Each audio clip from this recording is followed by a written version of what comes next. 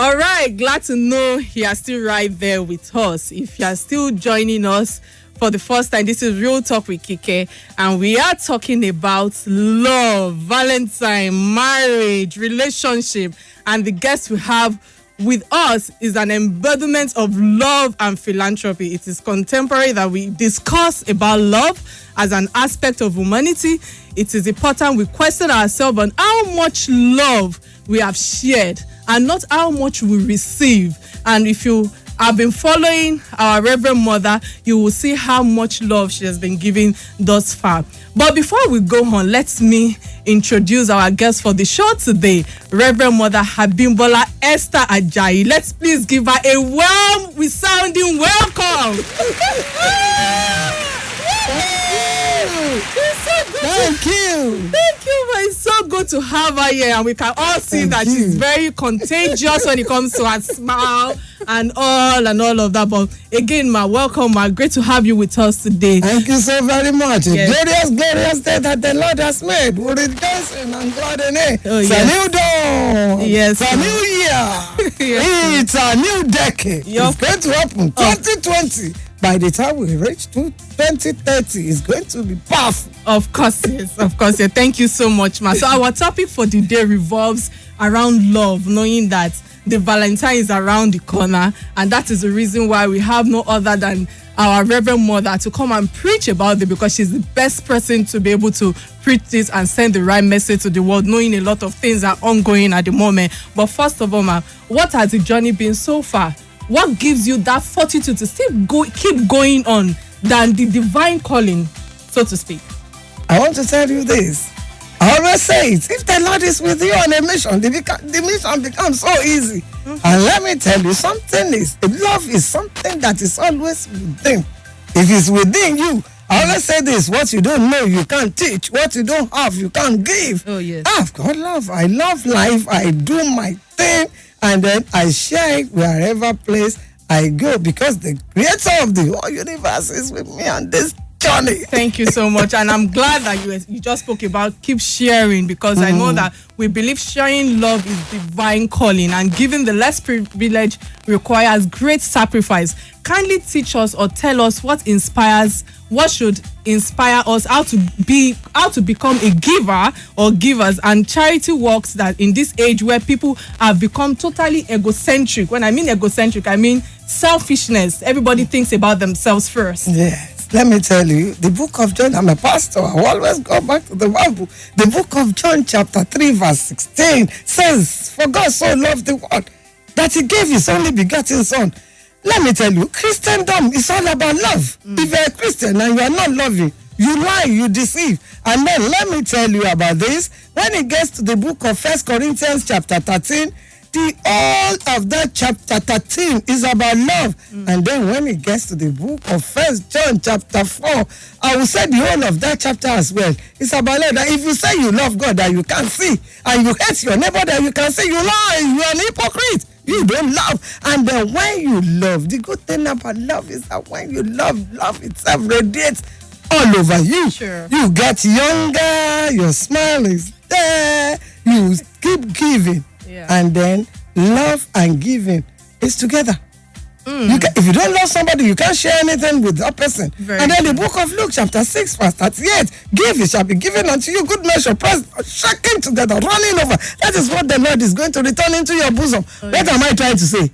The more love you give, the more the creator of the whole universe loves you more. Very true, very true. Thank you so much, Ma, for sharing that. So in your recent travel to Rwanda, you saw the remains of ethnic conflicts. And what message do you have to people of Nigeria who are fanning the embers of division and disunity, knowing that we have more ethnic groups than Rwanda? Oh, let me tell you, the book of Psalm chapter 68, in that verse 30, it said the Lord should scatter those people that have goodness in war, that have joy in war. It means if you sit down and you want to start anything that is ungodly, the Lord have got the power to scatter you.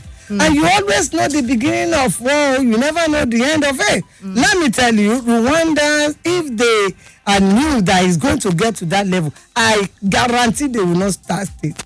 And then the Lord has helped us in this country. 1968 have taught us a good lesson. We should learn from that. Let me tell you, at the end of the day, we are still going to come back to round table. Why not start from round table?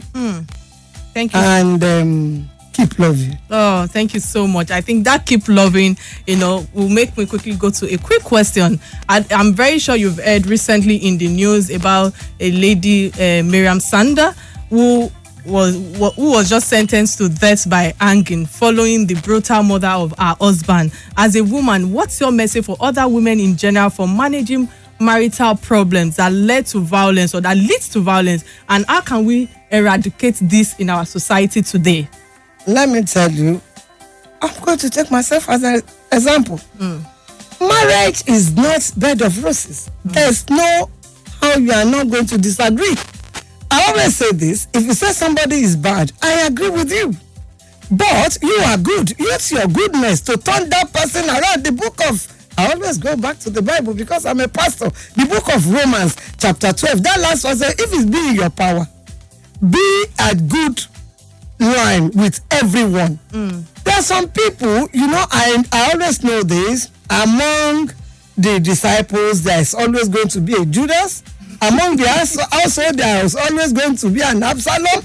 But at some point, let it be written that you have done your own part. Right. Because it takes two to tango. Nobody will start to fight him or herself alone. So if that person is bad, by the time you start to talk and then you show your patience, at some point that person is going to change, except if that person is a Judas among us. Thank you so much, Ma.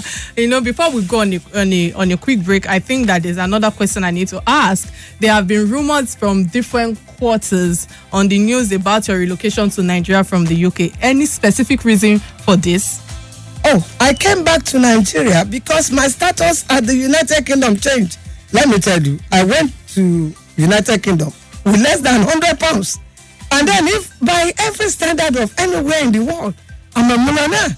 And then if it's changed, I can't continue to live an illegal immigrant. Let me tell you, 3/4 of people at the United Kingdom will always go there. Even in the Western world, we go there as visitor, ignorance. And I've been telling you, don't go stay there ignorantly and be an illegal person. I sat down October 22nd, 2017. I can never forget. At my secret place, the Lord said, Esther, move now. I want to use you all over the world. Enough of staying as an illegal person in that country. I left by myself. British Airways, first class, back to my country. 4,000 cherubim and seraphim meeting me at the airport. We shut down the airport, and then I've been going around the world.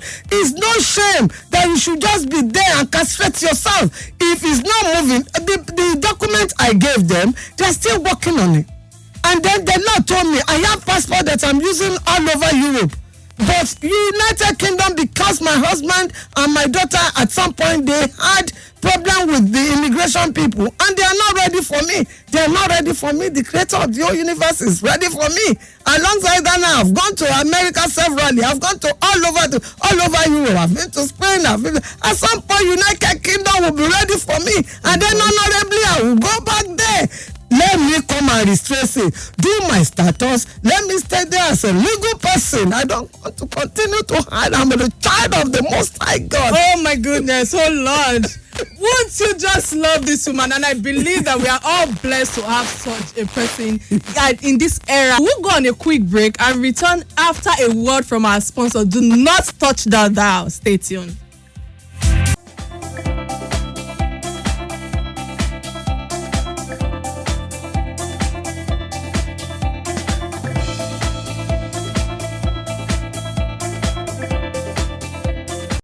What are they going to say? I've been an illegal person in a country for about 12 years, and then the Lord has changed my status. I will go back as an entrepreneur, retrace my status, go there honorably, then I won't be hiding from anybody. It makes sense. And then everybody all over the world have seen that truly the Lord spoke to you on this. My husband and my children, they were all shouting the day I told them that the Lord spoke to me. I said, if the Lord spoke to me concerning this cathedral, that everybody is coming to worship inside. And then what make you to the, because people are cowards. They don't want to take the bold step. What's in it? Well, they spoke. When we were waiting on the Lord concerning that cathedral, they spoke. And then they saw it, they came back to worship our God. They will still speak. All right, welcome back from the break. I wish that the world can just have a feel of what is happening behind the cameras, if that's the right word to use right now. But if you're just tuning in, this is Real Talk with Kike, and we have Reverend Mother Esther Ajayi with us, a Christian leader and a philanthropist par excellence. Please join us by calling the phone line 0700 923 923 923. Again, 0700 923 923 923. And of course, you can WhatsApp us on 0817 313 6193. We will be taking a lot of calls, so this is the right time for you to just come in now and join us. So, my next, Ellie? So we have a message right now from Ayobami Okonlanwo, which is one of our regular listeners. Say, good evening, Real Talk with Kike, and greetings to Reverend Mother Esther Ajayi. May God continue to bless her and her ministry in this season of love. May God's love continue to radiate in our lives. Amen. Thank you so much. And we have another caller right now. Hello. Hello, good evening. Yeah, good evening. What's your name and where are you calling from? My name is Dapo. Dapo Gusoya is my name. I'm calling from Makoka. It's actually an honor to talk to mommy this afternoon. You can say that again. I'll use this medium to say a very big thank you to her. She has been an epitome of every good thing. Definitely. Both love, both care. Mommy, you might not remember me, but I'm Big Bolaji's brother. You did a lot. I told you December that I lost my wife, and you did great. Oh my God! How you doing? I saw the message that you sent. Oh, thank you so much. Thank you so much. Thank you. And I think this leads to another question that we need to ask. I think we have another caller. I doubt if we'll be able to go. Okay, we lost that. Is there any special lesson you have for us in this season of love that you can share with us, especially with the rampant breakups, domestic violence, and divorces in the institution of love called marriage? Let me tell you, the only institution that is found by God himself in the Bible is marriage institution. So this is why a man will leave his father and his mother, he will go to his wife, and they become one body, one flesh from his bone. It's the problem with us is zero tolerance. You understand? Especially when the wife is the one that is the breadwinner. Let me tell you, so in the beginning of the world, the fingers can never be equal. Sure. And somebody will have to be richer than somebody. But if you will put humility, honestly, humility with wealth, humility with brain, humility with beauty, at some point you are going to get there. I'm not saying there are no difficult men, and I'm not saying there are no difficult women. But if either part will be submissive and humble, I'm telling you, the devil will be the loser on the game. It has happened to me before. My husband came from a Catholic home, and I'm from Cherubim and Seraphim. My mother-in-law wants that child of his to by all means marry a Catholic. She did die. The guy is married to this amazing woman, and he's still married 40 years after. Why? Because I decided that this boy, you're not going anywhere. Divorce is not in my dictionary. I've thrown it away, and then we're going to do it together. And we'll be doing it. It's not because we don't have our ups and downs. My husband is a very quiet and reserved person. Very easygoing. And I am everybody's friend. My husband will rather both of us be in the home, lock up ourselves in our room and be talking to ourselves. I will like people to come in my home, eat my food, I cook for everybody. But at some point, we still meet on the round table. How do I do it? Humility. Odamuiwa, how are you doing? Are you okay? Then I'll go downstairs again, talk to my friends, and then I'll run back upstairs again. Uncle, are you okay?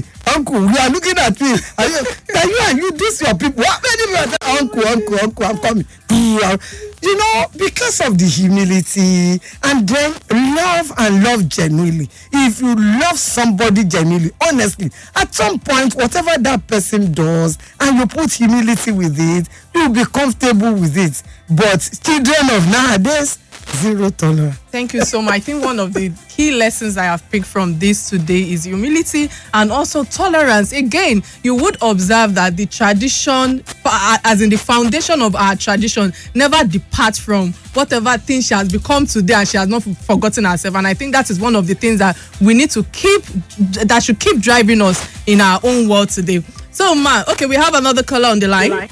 Hello? Oh, we lost that. Sorry about that. Hello?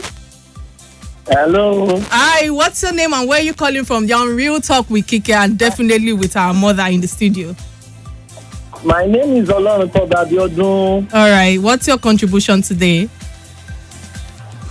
I know Yadra for being an example of love, and I still want to share more messages because a lot of people out there are still bothered to understand what true love is. I know Yadra to be a good example of what real love is. Yes. And I will be glad if you still give her time to talk more about love, especially for we this younger generation. Myself has been a benefactor, a beneficiary of our loving hand. So I want us to talk more, especially the leaders in religion. They should know how to manage in love.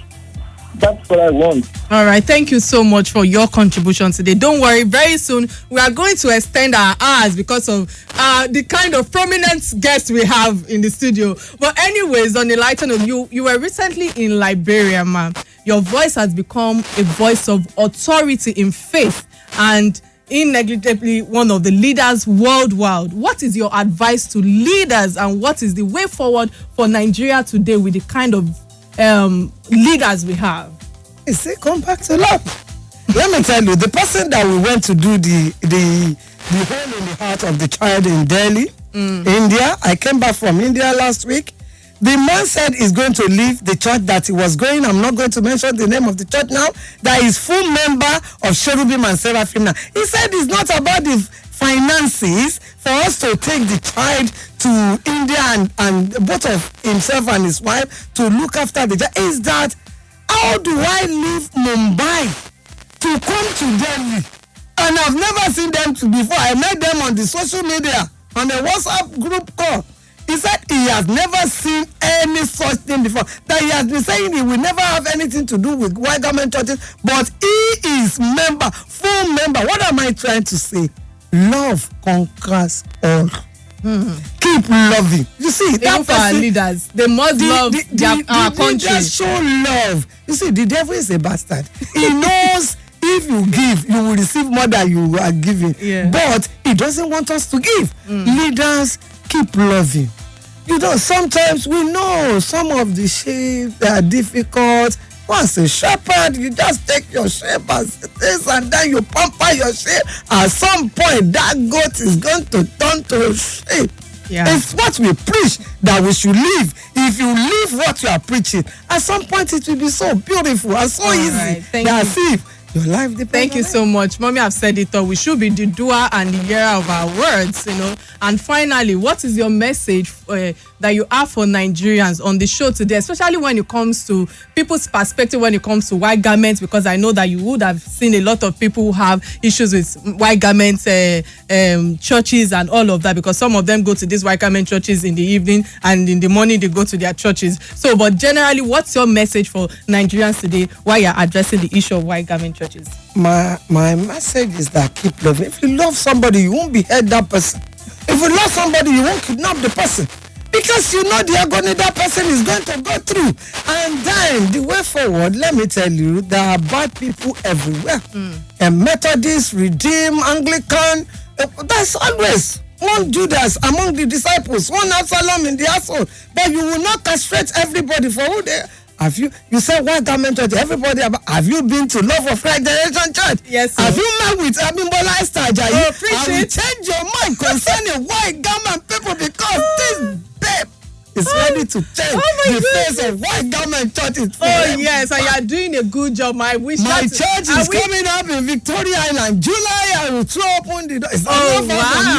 Oh wow, that's great news right there. And thank you so much for being in the studio with us today. Our closing remarks, courtesy Omoluabi personality from Goldberg, is Ife Mambori Ongbogbo. I hope I pronounced that well, which means love conquers all. We can use love and compassion in the season and beyond to conquer all the hates in the world, just like our mother have emphasized on. We can use it to end the war, the strips we are facing, and essentially we can also use love to tolerate one another to develop our great nation, Nigeria. Thank you so much for joining us today, listeners, and for your contribution to our honorable guests. We appreciate you. We hope that God will continue to give you the soundness of health. We hope that we'll continue to celebrate you for the rest of your life. And again, let us use this opportunity to say, okay, for all my team members who are behind closed doors, you're going to pray for all of them, because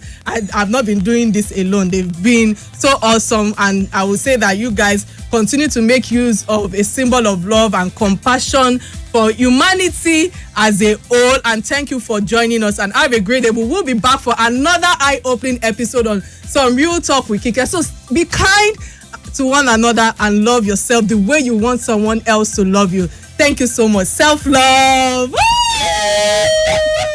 You've been listening to Real Talk with Kike. It's been very interesting.